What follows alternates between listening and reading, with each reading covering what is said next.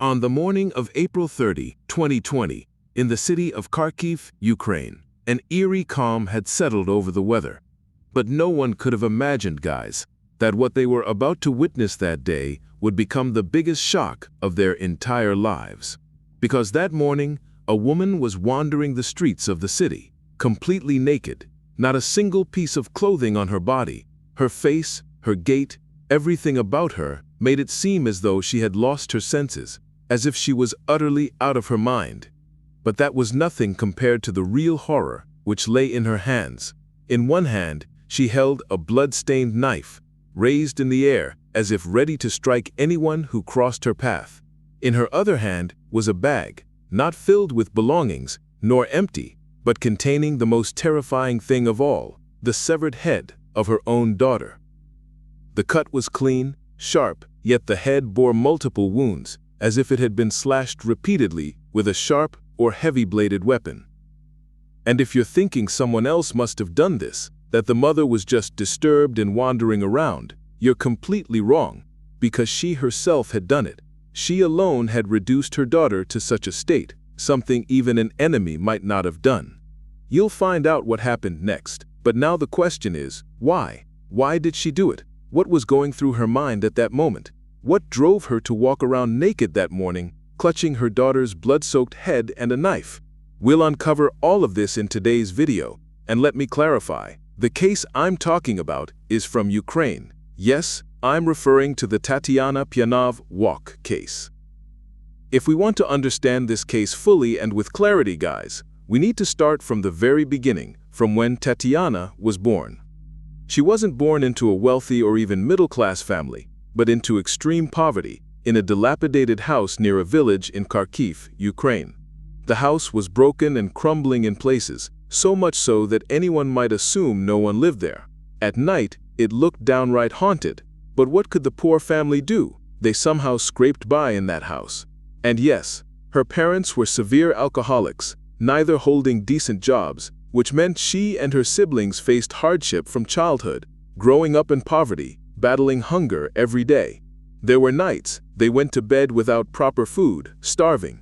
As her childhood passed, she thought marriage might be her escape, that settling down would bring her a better life. But fate had other plans. When she grew older and understood the world, she got married.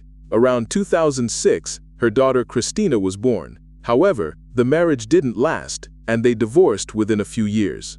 After the split, Tatiana returned to her old village with her young daughter, where her parents lived. From then on, for about 10 to 12 years, or even 14 years, she raised her daughter alone, doing odd jobs here and there, striving to meet her daughter's every need. Their circumstances were dire, but she never let her daughter feel deprived. But as the years passed, another devastating blow came. Her own cousin murdered her father. The motive was unclear, but the pain was unbearable. Yet what could she do? She had been living with her father in that house until then. Now even that was gone, because her brother had taken it away. However, after this incident, Anton, one of Tatiana's brothers, came to live with Tatiana and her daughter to support them. Tatiana herself was a strong mother who took excellent care of Kristina. She always provided for her every need, ensuring she lacked nothing, no matter her own circumstances. She dressed her in clean clothes and spoke to her with the utmost affection. By now, her daughter was 14 years old, and Tatiana was 38. Everything seemed to be going well. They were both happy together and loved each other deeply. Tatiana was even willing to take up any job to fulfill Kristina's needs. At the time of the incident, just before it happened, she was working as a cleaner in someone else's house, sweeping and mopping, all for her daughter. Now, you might wonder why I'm sharing these small details. It's because when you learn the truth, you'll feel how a mother who struggled so much for her daughter could do such a thing. Though she didn't interact much with her neighbors, those who knew her said there was a strong bond of love between the mother and daughter. They lived well together, and no one believed she could do such a thing. But what happened was right in front of them. Gradually, over time, Tatiana's behavior began to change. She started saying strange things, as if something odd was going on in her mind. She pretended one thing but did another. This was around 2020 when these changes began. Once, she messaged an old friend, saying she wanted to remarry. She also claimed that her father, who had been killed by her cousin long ago, appeared in her dreams and spoke to her. Along with this, she began saying she would only listen to her God and no one else. Somehow she found a religion and started following it, though it's hard to say which one because everything she said was bizarre and hard to understand. There was no clarity in her words. Even this might have been somewhat acceptable. People change, and she was saying strange things, but what she did next, as I mentioned at the start of the video, was something no one could have imagined. No one could believe that the mother who had struggled so much to raise her daughter would do such a thing. In reality, the night before the incident, Tatiana was at her usual cleaning job.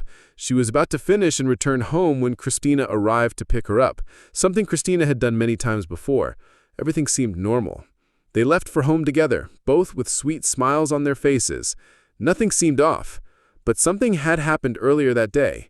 Tatiana had handed over all her important documents, jewelry, and valuables to her brother Anton, who lived with them. When asked why, she simply said it was a secret, and left. Her brother also left, and nothing was clear about her actions or motives. From the beginning, Tatiana's behavior had been strange, but when they returned home, everything seemed fine. That night, after they reached home, things appeared normal for a long time.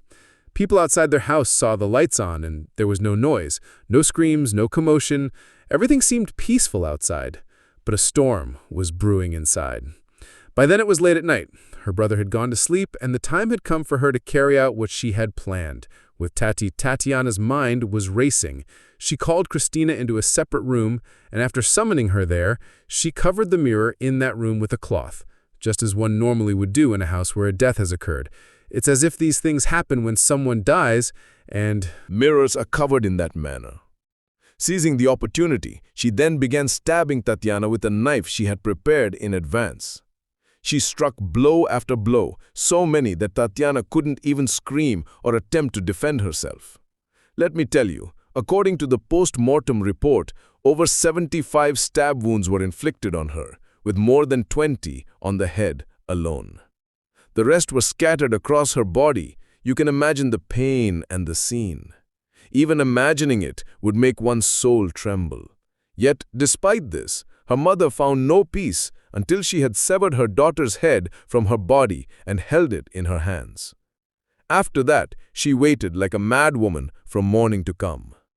At dawn, she took the knife and other items, placed them in a bag, and stepped out into the street where cameras were recording everything. After wandering for a few hours, she suddenly disappeared for a while, only to reappear in an even worse state, this time not a single piece of clothing on her body, her face looking far more terrifying than before. All this unfolded before the eyes of onlookers, and those who witnessed it firsthand still can't forget it. Eventually, someone among the bystanders alerted the police.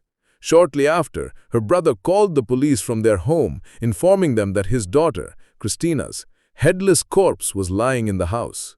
The police quickly realized this was no ordinary case, but an extremely serious matter. When they arrived, even they were shocked. They knew what was happening, but they hadn't expected the scene to be so horrifying. After a struggle, the police apprehended Tatiana and confiscated everything she had on her, sending it all for forensic analysis. When Tatiana was examined, it was discovered she hadn't taken any drugs or intoxicants. She was in a completely normal state. So why did she do it? Why kill her own daughter when everything between them was normal, filled with love? The truth remains unclear to this day. After the murder, she told a friend, "I'm taking my daughter's severed head to the man who forced me to do all this." But the police had no solid evidence to support this claim, nor any motive behind it. As a result, investigative agencies presented it in court as a case of Tatiana's mental illness. During the court proceedings, her behavior was bizarre. Sometimes she denied the murder. Other times she claimed she didn't even know Kristina and had no relation to her. She stood in court, repeatedly hurling abuses at the judge, screaming, and declaring herself above the law, insisting only God could judge her.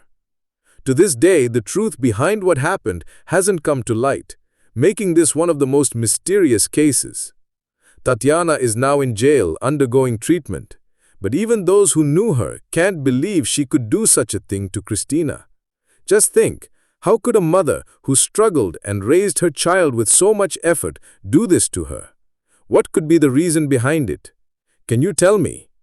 Please comment below. To keep watching videos on such cases, subscribe to the channel and please follow me on Instagram. See you in the next video. Bye.